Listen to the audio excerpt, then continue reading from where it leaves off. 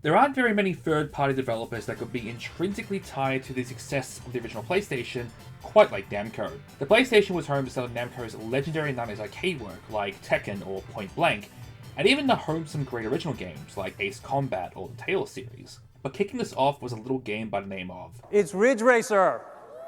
Ridge Racer! Remember that one?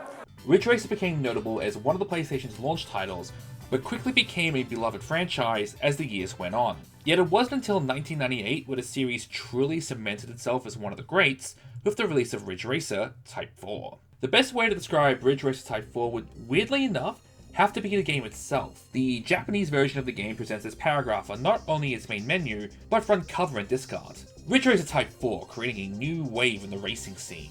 Powering beyond Ridge and Rage Racer, high-speed control and advanced dynamics accelerate the rush of a first-class victory. The culmination of performance and style provide the ultimate advantage in the race for entertainment.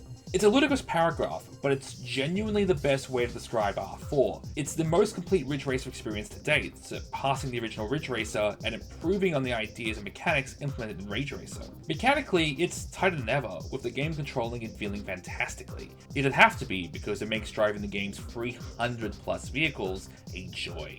One area where the game definitely improves over Rage Racer is its Grand Prix mode. Instead of being a loose collection of races tied together with a looser sense of progression, the game ties together its races with a narrative.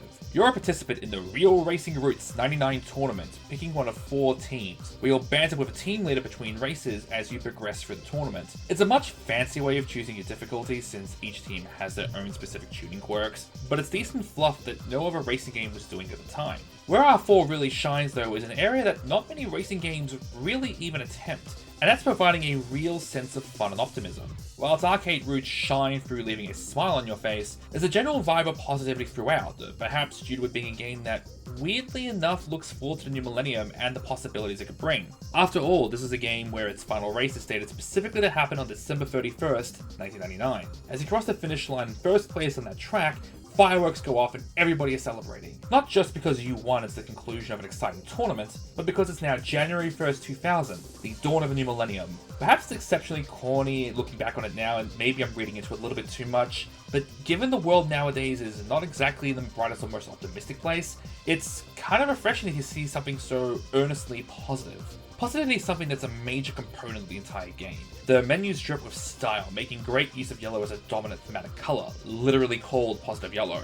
The soundtrack in particular is a banger, in an era when Namco soundtracks across the board were just killing it. It's super upbeat and funky as all hell, complementing the action perfectly. Completing the experience is, of all things, a demo. Most copies of Ridge Racer Type 4 come with the Ridge Racer High Spec demo, a version of the original Ridge Racer running at a smooth 60 FPS with some of the visual enhancements of R4. It's a cool throwback to see how far Ridge Racer has come in the space of a few years, and yet it can also be seen as emblematic of the future of Ridge Racer. After Type 4, Ridge Racer sadly fell into a rut. It became the series Namco put out at the launch of a new console, trading more on nostalgia, tech, and gimmick than trying to put together a compelling racing experience. It joins a distressingly long list of arcade racing games that don't exist anymore, and it's a shame because we need more of them in this world. The tragedy with this is that Ridge Racer is the one Namco series that's kind of been left behind after all these years. Tales still gets regular sequels and it's still amazingly popular. Tekken is on its 7th iteration and currently regarded as one of the best, if not the best, competitive fighting games going around.